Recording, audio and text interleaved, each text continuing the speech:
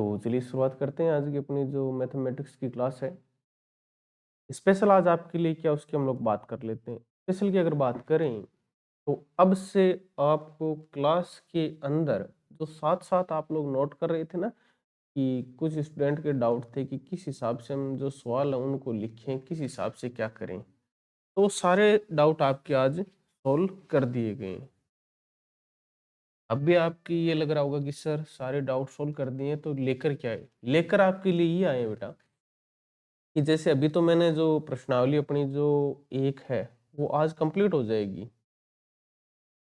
प्रश्नावली एक। तो जैसे प्रश्नावली एक कंप्लीट होगी तो फिर मैं आपको इसके नोट्स उपलब्ध करवा दूंगा। उसके अलावा जो सारे क्वेश्चंस हैं वो सारे क्वेश्चंस आपको मैं प्रोवाइड करवा दूंगा। किस हिसाब से लिखने, सारे प्रिंटेड फॉर्मेट में, मतलब उन सारे क्वेश्चनों को टाइप किया जाएगा, फिर उनके आंसर टाइप किए जाएंगे, फिर आपको सेम टू सेम डिटो आपको अपनी जो भी आपके पास नोटबुक है उसके अंदर छाप लेना है। लेकिन नेक्स्ट जैसे अपने पास प्रश्नावली एक कंप्लीट होगी और हम प्रश्नावली दो की बात करेंगे, इसकी प्रश्नावली दो की, तो उसके अंदर मैं आपको पहले क्या करूंगा, जैसे 2.1 है वो समझा दी, फिर मैं आपको 2.1 है वो नोट करने के लिए आपको दे दूंगा, तो फिर आप लोग उससे नोट कर लोगे। फिर जैसे मैं 2.2 करवा दी, 2.2 को फिर आप लोग उसको नोट कर लोगे। तो नेक्स्ट जो अपने पास प्रश्नावली है वो इस हिसाब से चलेंगी, तो आपको नोट्स बनाने में भी किसी प्रकार की कोई समस्या नहीं आएगी। तो आज सिर्फ आप लोगों को पेन पेंसिल कुछ भी नहीं चलाना, बैठ के आप लोगों को नोट डाउन समझना है, नोट डाउन भी नहीं करना, आप लोगों को सिर्फ ये समझना है। तो हम लोग चल रहे थे इसके अंदर अपने √5 एक अपरिमेय संख्या, इसको हम कर लिया और पे करने के लिए किया था। नेक्स्ट आपके पास है 3 प्लस 2 √5। आपके पास सवाल क्या है, सिद्ध कीजिए कि 3 प्लस 2 √5। तो सबसे पहले तो हम क्या करते हैं, 3 प्लस 2 √5 को एक परिमेय संख्या मानते हैं, परिमेय संख्या मानते हैं, तो इसे हम P बटा Q के रूप में लिख सकती हैं। और Q का मान क्या नहीं होना चाहिए, 0 नहीं होना चाहिए। फिर हम लोग 3 प्लस 2 √5 को अभाज्य संख्या के रूप में परिवर्तित करते हैं, और परिवर्तित करेंगे तो इसे हम A बटा B लिखेंगे। फिर हम लोग जो अंडर रूट की संख्या है वो एक तरफ, बाकी सारी संख्याओं का दूसरी तरफ पक्षांतरण कर देंगे। 3 इस साइड प्लस का, दूसरी साइड गया माइनस का, तो 2 √5 बराबर A बट्टा B माइनस 3। फिर √5 बराबर A बट्टा B माइनस 3, और भार गुणा में क्या है, 1/2, ये गुणा में। तो फिर हम लोग क्या कर देंगे, √5 बराबर A बट्टा 2B माइनस 3, तो √5 बराबर A माइनस है B बट्टा 2B, ये इतना लिख देंगे, इसके अंदर कुछ भी नहीं किया। फिर हम लोग क्या बोल देंगे कि यहाँ A और B, A तथा B पूर्णांक है, तथा पूर्णांक है, और √5 हमारे पास एक अपरिमेय संख्या है। √5 हमारे पास एक अपरिमेय संख्या है। अपरिमेय संख्या परिमेय संख्या के बराबर नहीं हो सकती, अर्थात हमारे द्वारा की गई कल्पना है वो गलत है।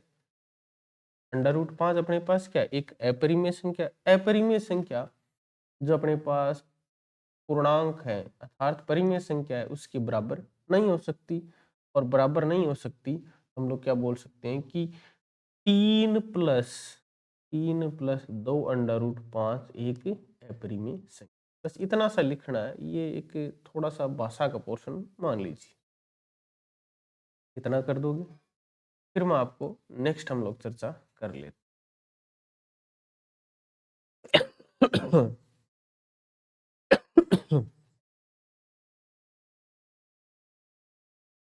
नेक्स्ट आपके पास है 1/अंडा।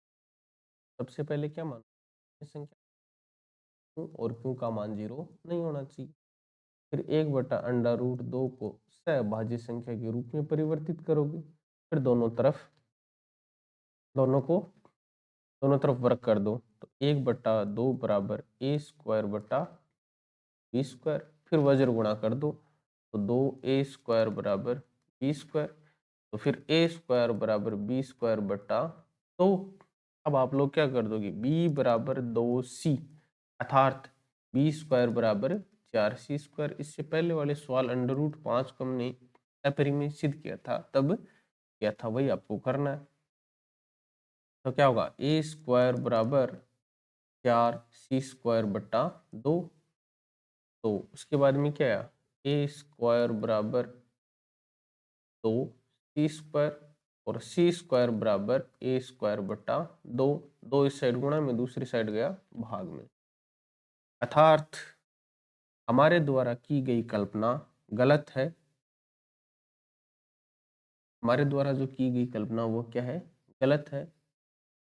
अतः 1/√2 एक अपरिमेय संख्या है। क्यों गलत क्यों है, क्योंकि a² भी 2 से विभाजित हो रहा है और b² भी 2 से विभाजित हो रहा है, जबकि अपन ने इसको क्या माना था, सहभाज्य संख्या। अतः अपने पास जो की गई कल्पना वो क्या है, गलत है।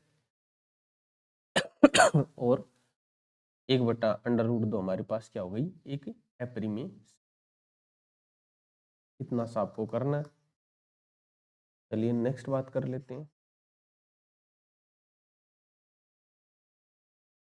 7√5 7√5 बराबर, इसको हमने क्या माना, परिमेय संख्या माना, तो p/q के रूप में लिख सकते हैं। फिर 7√5 बराबर, इसको अपन ने बदल दिया सहभाज्य संख्या। तो अंडर वाली संख्या एक तरफ, बाकी दूसरी तरफ। √5 बराबर हो गया a/7p। यही हुआ, a और b पूर्णांक है, अतः √5 हमारे पास एक अपरिमेय संख्या है, और अपरिमेय संख्या कभी भी इन पूर्णांकों के बराबर नहीं हो सकती, या इस जो अपने पास परिमेय संख्या है के बराबर नहीं हो सकती। हम लोग क्या बोल सकते हैं कि √5 एक अपरिमेय संख्या है जो कि a/7b के बराबर नहीं हो सकती। अतः हमारे द्वारा की गई कल्पना गलत है। हमारे द्वारा की गई कल्पना गलत है। प्राप्त परिणाम क्या मिला, कि प्राप्त परिणाम के आधार पर 7√5 एक अपरिमेय संख्या। इतनी सी भाषा लिखनी है। नेक्स्ट क्वेश्चन की बात कर लेते हैं। अगला क्वेश्चन क्या है, अगला क्वेश्चन हमारे पास है 6 + √5 सबसे √2। सबसे पहले माना 6 + √2 एक परिमेय संख्या, तो इसे हम p/q के रूप में लिख सकते हैं, क्यों का मान 0 नहीं होना चाहिए। फिर हम 6 + √2 को सहभाज्य संख्या में परिवर्तित करते हैं, तो a/b, सही साइड प्लस, दूसरी साइड गया माइनस, तो √2 बराबर a/b - 6।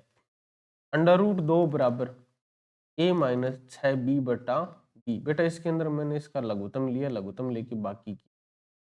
√2 हमारे पास एक अपरिमेय संख्या है जो कि a - 6b/b पूर्णांकों के बराबर नहीं हो सकती। अतः प्राप्त परिणाम के आधार पर हमारे द्वारा की गई कल्पना गलत है, अर्थात 6 + √2 एक अपरिमेय संख्या।